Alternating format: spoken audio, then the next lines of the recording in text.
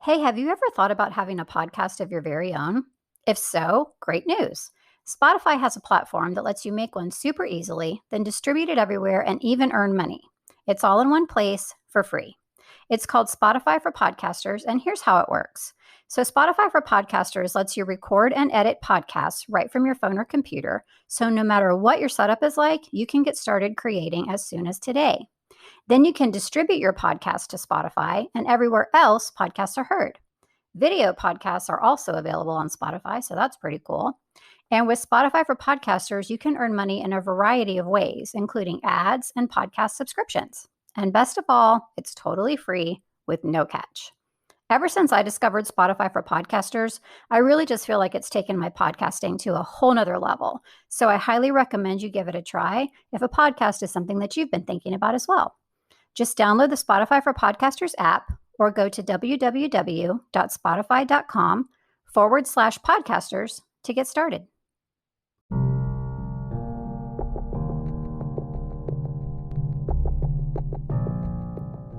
Hey there, I'm Julie, and this is the Married to Addiction podcast. If you're here, then you're probably what I call my secret sister. We're in a situation we never asked to be in and fighting a battle we never wanted to fight. We're faith-filled women who are married to an alcoholic, and it affects every inch of our lives. If that sounds like you, then this is a safe place for you to land. Married to Addiction is a faith-based podcast where I help you find the tools and strength you need to navigate your husband's addiction without losing yourself in the process. So please subscribe and tune in as often as you can, because your husband's recovery is important, but so is yours.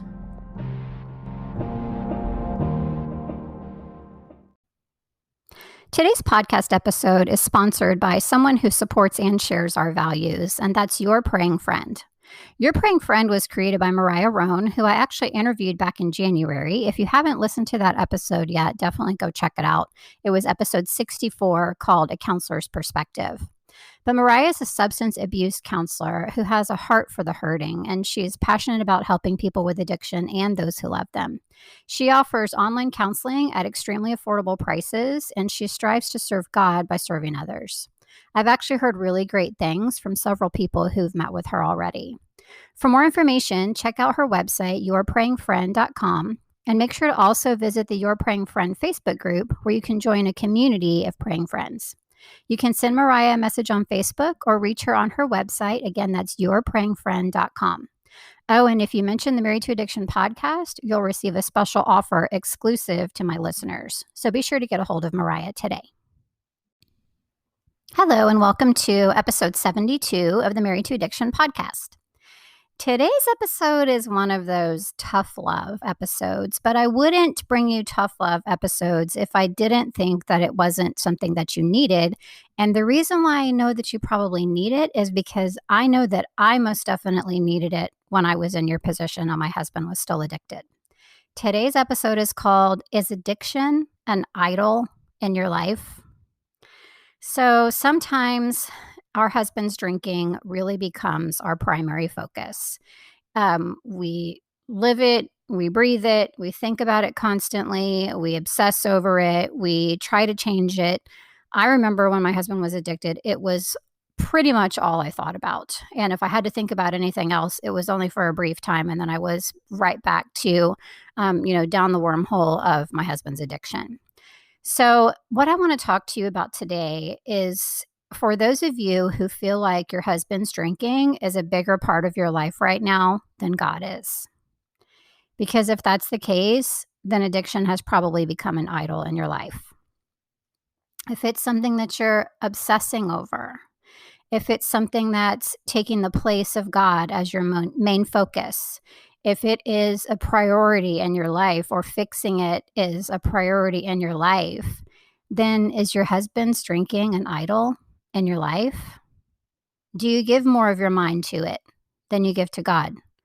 Do you give more of your time to it than you do to God? Of course, the danger of this is that once you are at this point where addiction really is an idol in your life and it's all consuming, then the enemy has succeeded in turning your focus away from God and towards addiction. Not only that, but once he has your focus elsewhere, He can pull you deeper and deeper into that darkness that I know we've all experienced as wives of alcoholics. We totally lose sight of the light. We lose sight of our hope. We lose sight of our trust. And we definitely lose sight of the Lord. So what can we do? What can we do if your answer is yes, actually, this sounds like me. This very much sounds like me. And I'm realizing that addiction has kind of taken over as an addiction or as an idol in my life. Well, let's think about a couple of things here. First thing I want you to ask yourself is, what is ruling your thoughts? The answer is probably my husband's addiction is ruling my thoughts.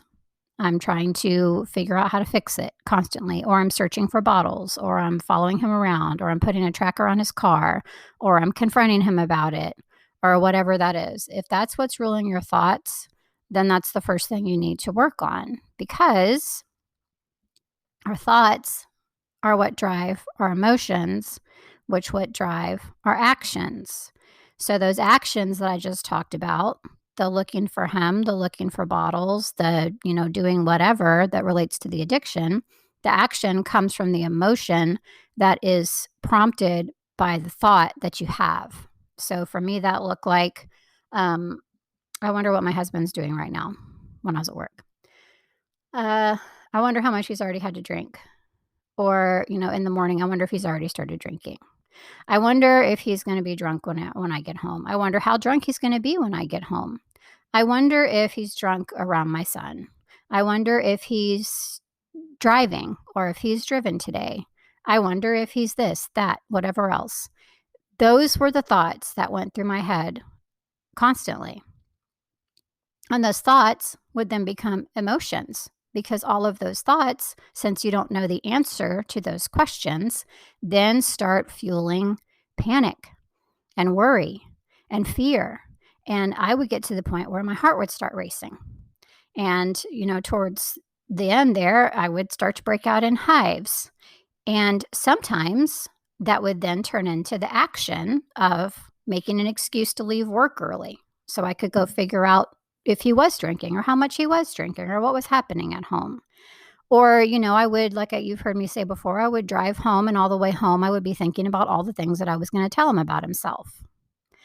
Because when addiction has basically set itself up as an idol in our life, the enemy is now using that constantly because he knows that that is something that you're concerned about.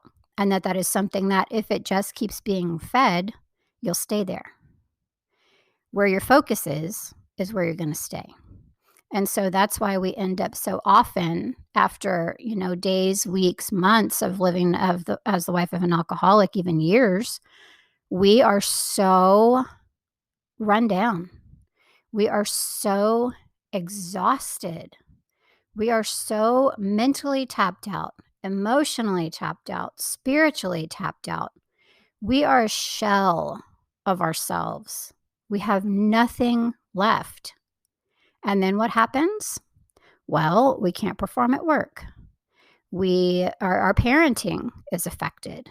The other relationships in our lives are affected.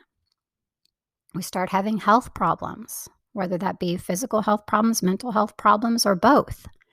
We are no longer really pursuing a relationship with the Lord because along with a lot of these things comes anger at God, anger about the situation that we're in.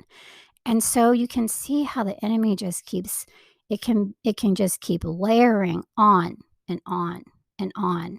And now the addiction is the center of your universe instead of the creator of the universe being the center of your universe.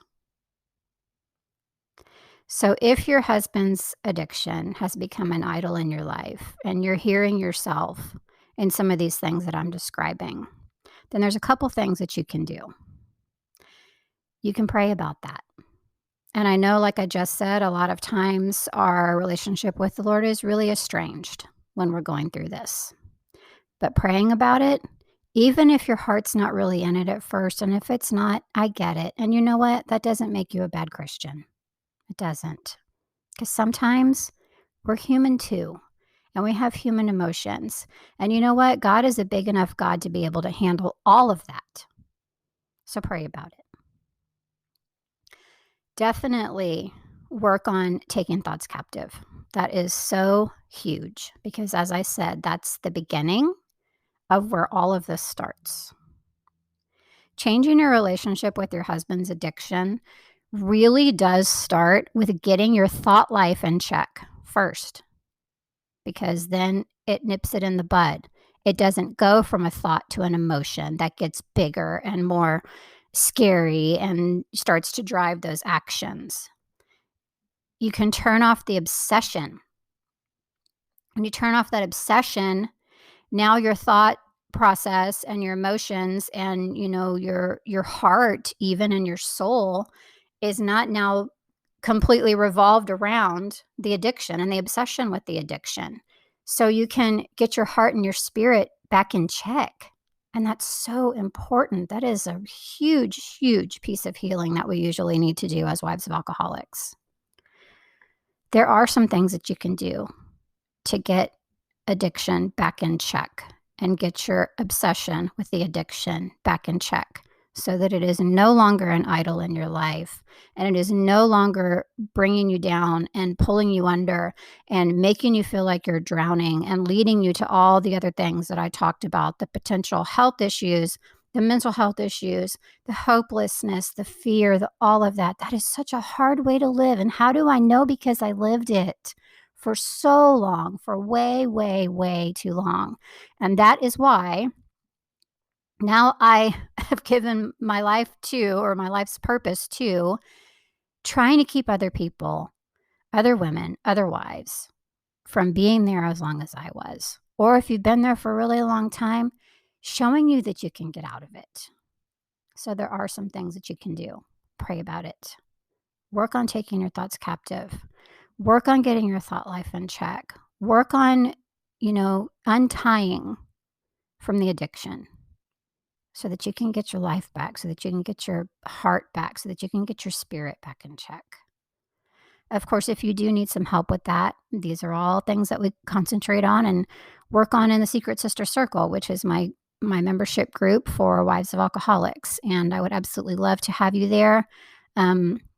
It is God's work. I am only the messenger. I try not to take too much credit for it because it is all Him. He is the one who brings me the people that He wants me to help. He's the one who shows me what He wants me to talk about and teach on. It is His baby. I'm just the spokesperson, but I am very honored to be able to be in that position. And I would be honored as well if you would choose to join us. If you would like more information on that, you can just head to my website, marriedtoaddiction.com. Click on the Get Help, or I think it says Need Help, drop down, and you'll see it right there. You can see testimonials, a lot more information on what all we cover in there. And again, we would just absolutely love to have you join us. I really think it could help. Thank you so much for listening, and I will see you next time.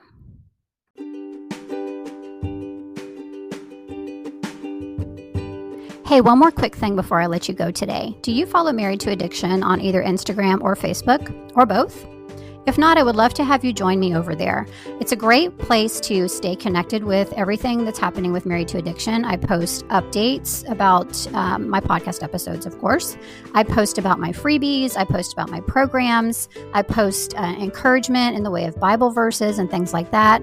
I also post just like some helpful little teaching nuggets sometimes too. So I really think that you would get a lot of value out of that as the wife of an alcoholic. And I would love to have you join me on either Facebook or Instagram, or both. You can find me at facebook.com/marriedtoaddiction or just at marriedtoaddiction on Instagram. I hope to see you there.